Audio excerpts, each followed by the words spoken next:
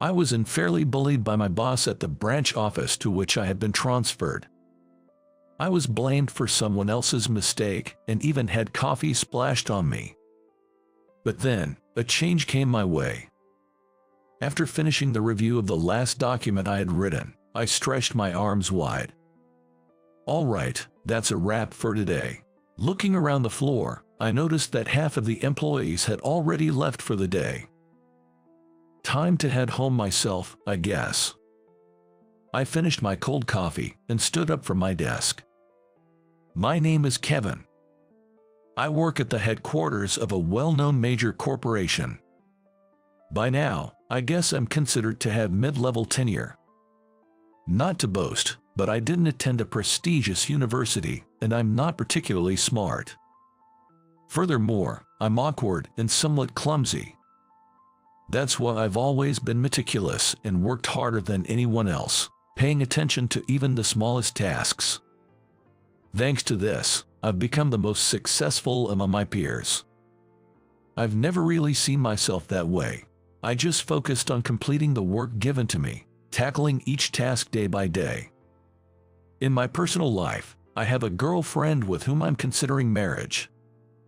My girlfriend, Emily, is like me in that she doesn't stand out much, but she's earnest and hard-working.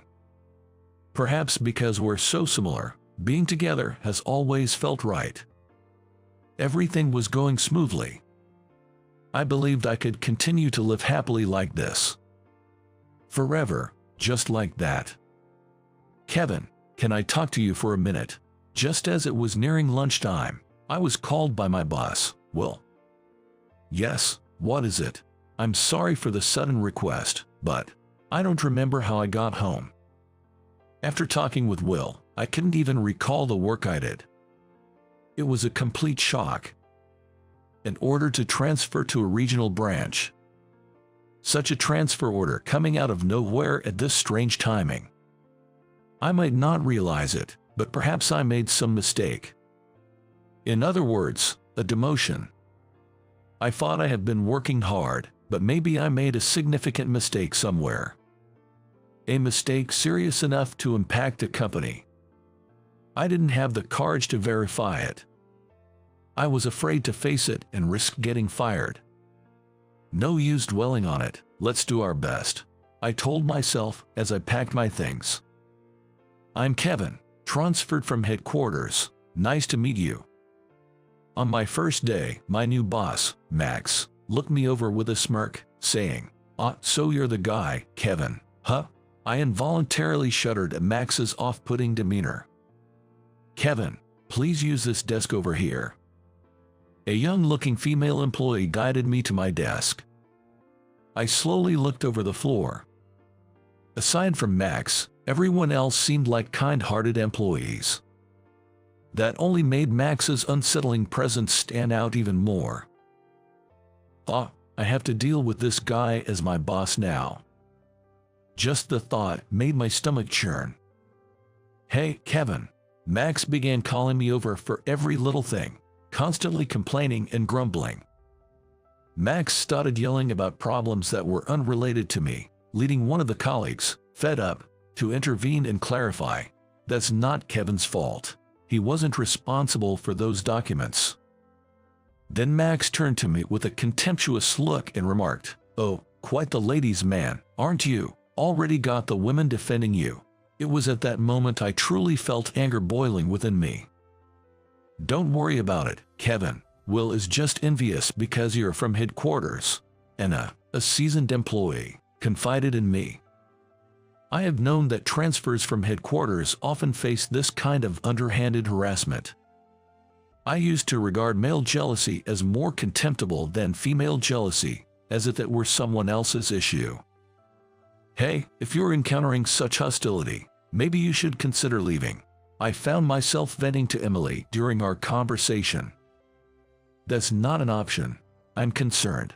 I fear the stress might take a toll on Kev, Emily voiced, her tone laced with worry. It's all right, but if this continues, leaving might be on the table, so don't fret too much, I reassured Emily, and myself too. In an environment where a superior unjustly targets their staff based on personal biases, the outcome is often predictable. Something is bound to happen if I go. But the thought of running away here is also frustrating. It feels like losing to Max. Just thinking about how he would act if I quit makes my blood boil. If I'm going to quit, I might as well give him a piece of my mind first. I made up my mind, determined not to lose to someone like him. The reason for my transfer remained a mystery. However, I was determined not to succumb to despair or abandon my duties. Then Max challenged, "Hey, can you secure this deal?" His probing look was evident. "Show us what you're made of, Kevin," Max taunted, his sneer deeply unsettling. "Understood. I'll give it my best shot." Regaining my composure, I contacted the client to schedule the business meeting. As I methodically tackled my tasks, I thought I caught a glimpse of Max's displeased expression, but I dismissed the thought and focused on my work. The following day, I arrived at the client's location at the appointed time. However, I was met with an unexpected response at the reception. "You've missed your scheduled time," they informed me. That seemed impossible. Despite my insistence, I was told they had another engagement and couldn't meet with me, forcing me to return to the office. Throughout the return journey, I continuously checked my planner. Certainly on time for the appointment. Why? Could I have misunderstood? No, it's not. I checked and they checked too. Where did I go wrong? The source of the error remained elusive. Back at the office, bewildered, I had to face the reality that the deal had fallen through. Reporting this was inevitable. Upon my arrival, Max inquired, "You sealed the deal, of course." His tone, dripping with sarcasm, made me pause, but I knew concealing the truth was futile. The issue was, as I recounted the events, Max's reprimand was disproportionately loud. "Big talk, yet you botched the timing. Such an error is inexcusable for someone not new to this. Do you think you can afford to slack off just because this is a branch office?" Max's harsh scolding halted everyone in the office in their tracks. "No, I didn't get the time wrong," I started to say when suddenly, he threw the coffee from his cup at me. Still talking back, "Huh, you think you can mock me?" Max stood up, looking like he was about to grab me. Just then, sorry to interrupt, but an elderly man entered. I had no idea at that moment that this man would come to my rescue. As I wiped myself off with a towel that Anna quickly brought me, I listened to the man's words. "Here's my business card," he said. I glanced at the business card he handed to Max. Max's attitude changed instantly. He turned pale. The man came over to me and said with a kind smile, "Nice to meet you. I'm Abel. You must be Kevin." I clasped his hand and apologized. "I'm terribly sorry for the inconvenience caused by my tardiness today. It was truly inexcusable." "Please, don't worry. The change in time was my request. I thought my staff had informed your boss, Max." As he said this, President Abel gave Max a sharp look. Max, with a barely audible voice, looked down. "Kevin, I've been aware of your work since you were at the headquarters. I always thought of you as someone who makes sure to communicate even the smallest changes, a person capable of detailed negotiations. I was looking forward to meeting you when I heard you would be handling this," he said with a warm smile. I felt a bit embarrassed. "Max, what is this about?" It seems Kevin wasn't aware of the time change. Is this some sort of harassment against Kevin, who came from the headquarters to cause inconvenience to the company just to harass someone? "What were you thinking?" President Abel questioned Max in a calm yet firm tone. "No, I didn't mean to. I just forgot to pass on the message." At Max's words, everyone in the room looked up. "So, you're saying you blamed me for your own communication error?" I asked, barely able to get the words out. Max, still looking down, didn't respond. While everyone was focused on Max, President Abel said, "Kevin, if it's all right with you, I would like to have a word again," lightening the tense atmosphere. Later, I was given another chance to present, and I was more pleased about getting time from President Abel than the outcome itself. Feeling lighter on my way back to the office, I received a call from President Abel himself, offering me a job. "Yes," I exclaimed without thinking. Catching myself, I quickly looked around. It was a relief. A huge relief. That was all I could think of. I didn't care if my reputation suffered. I could always work hard again. But I didn't want to be the reason the company suffered due to my mistakes. It was truly a relief. I need to get back to the office quickly and report this. Trying to contain my excitement, I hurried back to the company. "The deal is closed," I announced. Applause broke out. "Congratulations. That's great." I was greeted with congratulatory messages from everyone.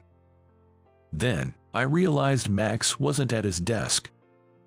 "Where's Max?" Everyone exchanged glances. "He's been demoted. Transferred to a remote location," someone informed me.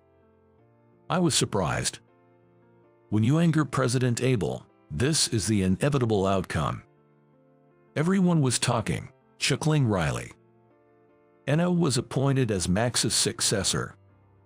Quiet and unassuming, she always had a knack for supporting everyone subtly. I later found out that she couldn't get promoted due to Max's presence. Max's demotion was heavily influenced by President Abel's decision.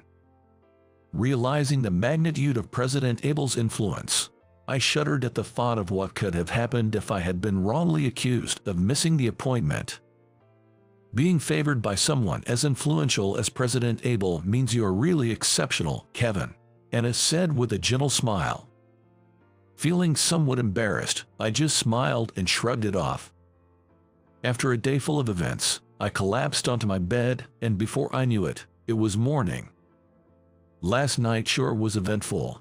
Sipping my coffee, I found myself muttering involuntarily. As I arrived at the office, I immediately noticed the distinctly calm atmosphere, a stark contrast to what had been before. When the leadership changes, the atmosphere changes too. Lost in these thoughts, I received a phone call. It was Will, my supervisor, from the time I was at the headquarters. "How about coming back here soon?" he asked. It was during a lunch break when I called him back that I first learned the truth. It turned out I wasn't demoted. Instead, I was transferred to gain experience in regional operations, deemed necessary for my future at the company. "You are considered a promising talent for the future," Will said. I thought I had been demoted for messing something up. Feeling deflated and speaking in a drained voice, I heard Will apologize. Sorry, I couldn't really go into details. My bad." I didn't miss the laughter in his voice as he said that. "When can you return?" he asked. I hesitated for a moment. "Can I have some time, please?" I asked. It wasn't a demotion. That was a huge relief for me. Sure, I had the desire to return to the headquarters. If I went back now, I'd probably get a promotion. But for some reason, I couldn't genuinely feel happy about it. The headquarters, in a way, must always be in a state of perfection. It's that kind of place. I believe striving for that is something to be proud of. But what about the branch office where I am now?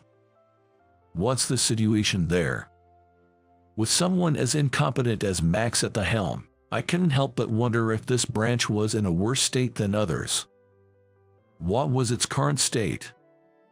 Driven by an irresistible urge, I hastily emailed a colleague at the headquarters. Sure enough, I skimmed through the list attached to the email. Our branch was close to the bottom among all branches. I had heard that soon after my transfer, Max had forced out employees who were more competent and likely to advance, to protect his own position. Indeed, Max's responsibility for putting his own pride ahead of the company's benefit was significant. But I also thought it problematic that the headquarters had been completely oblivious to such a state of affairs. The next day, I confided everything to Will.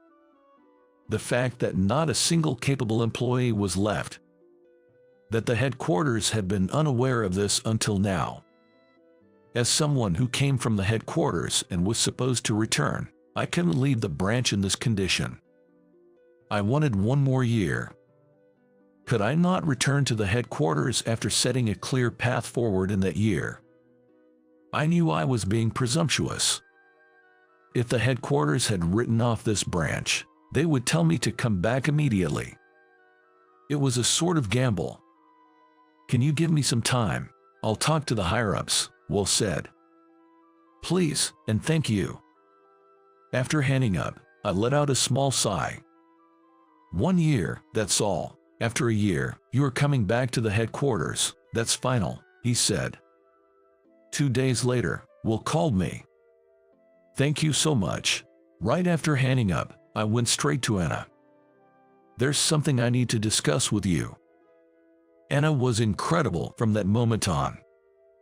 She listened earnestly to what I had to say and asked me to work hard together. The next morning, she laid out the current situation of our branch to all employees without sugarcoating anything, and even disclosed that I had postponed my return to the headquarters for a year to try and turn things around. As the discussion progressed, I noticed the sparkle returning to everyone's eyes. Initially, they all had the look of dead fish in their eyes. Just coming to the office and leaving at closing time. That was all.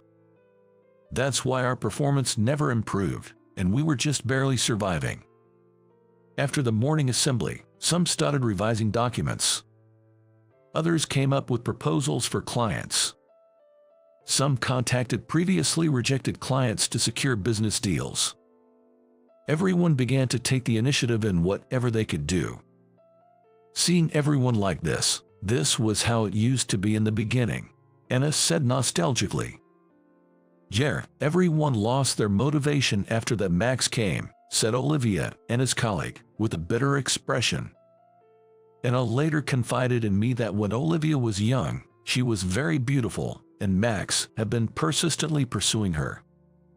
But when Olivia got married, he started harassing her, yet the strong-willed Olivia decided, "I won't be defeated by someone like him," and stayed out of sheer stubbornness.